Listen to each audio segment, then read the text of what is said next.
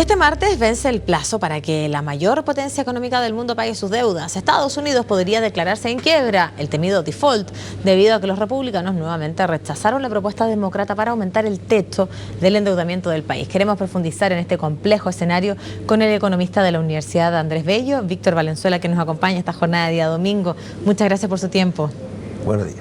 Bueno, en primer lugar, quisiera preguntarles si es que los plazos ya se acaban. Todos los economistas han señalado que es imposible que no se pongan de acuerdo entre demócratas y republicanos por el temido default. Eso lo vienen diciendo hace varias semanas, pero ya quedan 48 horas para que se acabe el plazo. ¿Se van a poner de acuerdo?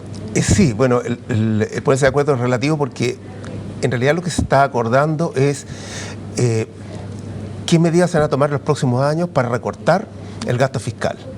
¿Ya? Y ese es el primer tema, porque no cabe duda que se va a aprobar, pero se va a aprobar con condiciones. Y eso, cualquiera que sea el escenario de aprobación, implica un recorte de gasto más acelerado o menos acelerado, y esa es la discusión que hay.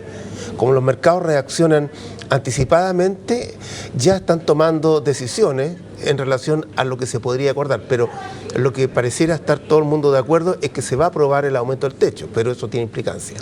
Si el día martes no hay acuerdo entre demócratas y republicanos, no se amplía el techo, Estados Unidos cadicaría en esta cesación de pagos, en el temido default, algo que nunca hemos visto en la historia de Estados Unidos, por lo tanto no sabríamos qué es lo que pasaría después del 2 de agosto. Pero más allá de esa fecha límite, de igual manera, la economía de Estados Unidos se va a ver afectada. ¿Cómo repercute eso y especialmente en nuestro país?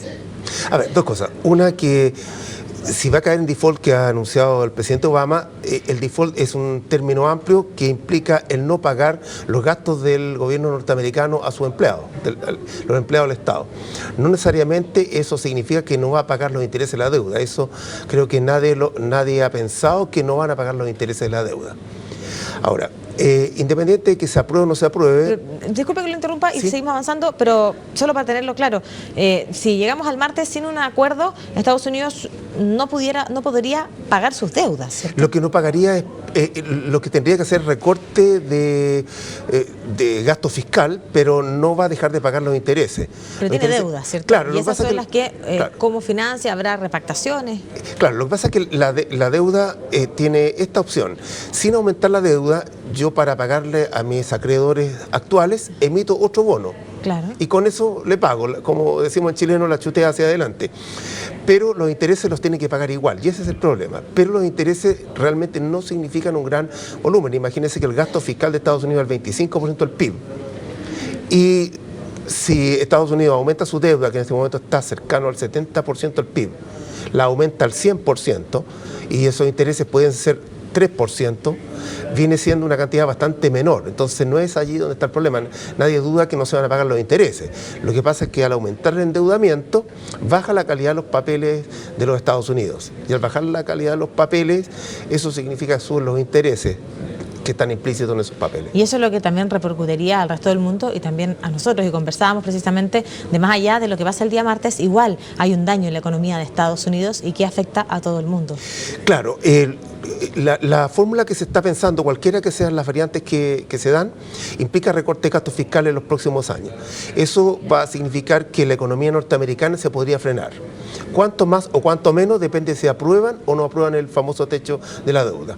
Pero vendría un menor crecimiento de la economía norteamericana. Ese menor crecimiento va a venir acompañado de inflación, claro, por el efecto de tener que el Estado financiar eso. Y ese aumento de la inflación significa en la práctica que Estados Unidos tendría que convivir con una situación más compleja en lo económico. Esto para nosotros significa, como el resto del mundo, significa venderle menos a los Estados Unidos. Ese es un impacto que podríamos tener. Bueno, toda esta situación de especulaciones, de incertidumbre, el manto de dudas ha generado impactos en los mercados que son bastante sensibles hasta distintos tipos de estímulos, ¿cierto? Y por lo tanto esta situación también tiene bastante complicado los mercados, más allá de qué es lo que pasa el día martes. De igual manera, hemos visto cómo cae el dólar y cómo también la bolsa, en este caso más importante del mundo, Wall Street, se ha visto afectada. Claro, que el dólar va a seguir cayendo porque de todas maneras va a tener que financiar.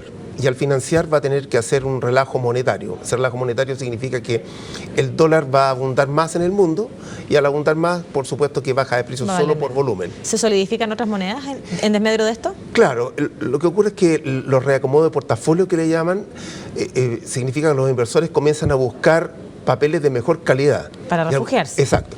Y buscan monedas de refugio y también commodities.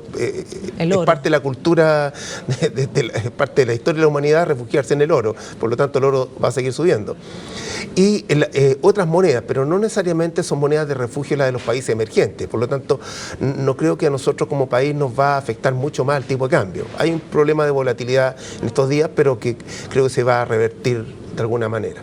Muchas personas, y ya yendo al terreno de la utilidad para nosotros los chilenos, han tenido dudas respecto a aquellas personas que cotizan, por ejemplo, en los fondos de alto riesgo, producto de cómo han caído las bolsas y producto de la incertidumbre que genera Estados Unidos. Y por otro lado, la situación negativa que puede traer la baja del dólar, porque también trae cosas positivas, claro, sin duda. Pero quedémonos con lo negativo. ¿Cuáles son las recomendaciones que usted daría? ¿Tranquilidad antes de tomar alguna decisión? ¿Esperar qué es lo que va a pasar entre demócratas y republicanos? Sí, yo recomendaría tranquilidad en esto, porque si el dólar baja, cuando llueve, llueve para todos, vale decir, baja para todo en el mundo. Claro. En consecuencia, no es que nuestros exportadores se van a ver desfavorecidos porque baja el dólar, porque decir que baja el dólar es lo mismo que todo lo que está en dólares sube.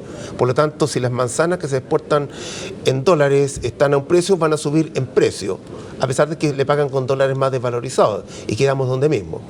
Lo difícil podría estar en que el volumen de manzanas exportadas disminuyera, producto de que los norteamericanos compraran menos. Ahí sí nos veríamos afectados. Claro. Pero dado que en el caso... Y eso por la posible contracción de la economía de Estados Unidos. Exactamente. Y dado que el caso particular de Chile tiene diversificado sus exportaciones, hoy en día tendría un efecto menor para nuestro país que el que puede tener, por ejemplo, para México o Centroamérica, que son mucho más dependientes. Bueno, sabemos que el tema de Estados Unidos todavía va a dar para largas horas. Lo quiero llevar, antes que se nos acabe el tiempo, muy brevemente a otro tema que ya le anunciaba, es que ya ha salido en los medios de prensa la posibilidad de una reforma tributaria. ¿Qué le parece a usted? ¿Cree que es necesaria una reforma tributaria en nuestro país?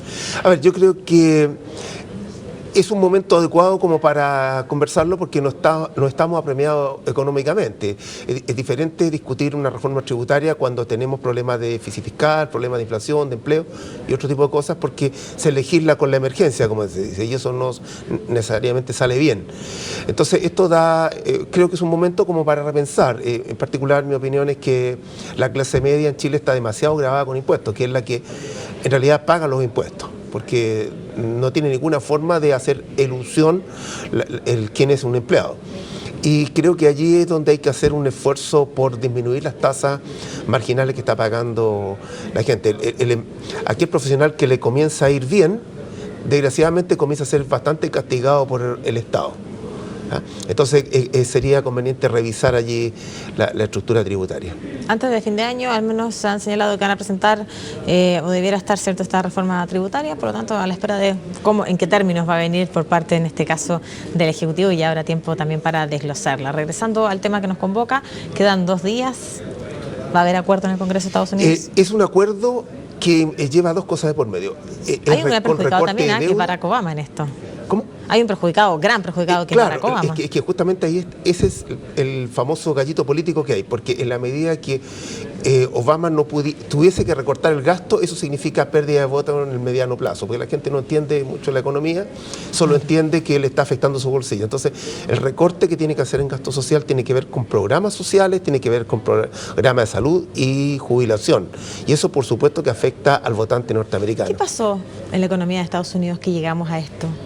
Lo que pasa es que históricamente la economía de Estados Unidos es una economía propensa al consumo, es la sociedad de consumo por esencia. Por lo tanto, no es una sociedad que hasta el momento haya hecho freno en el gasto. Es muy difícil para un norteamericano, y como para cualquiera, disminuir su nivel de gasto, su nivel de vida. La gente se acostumbra a un nivel de vida y espera emerger, progresar en torno a ese, pero no reducir. Entonces, Estados Unidos históricamente se ha podido dar, entre comillas, los lujos de convivir con una balanza comercial deficitaria y con déficit fiscal. Si fuera otro país como el nuestro, nosotros ya estaríamos quebrados.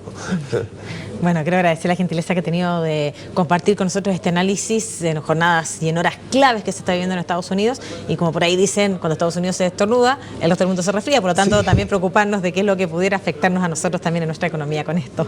Ok. Gracias. Muchas gracias. Y a ustedes los invito para que sigan en la compañía de CNN Chile. Pronto nos reencontramos con más noticias.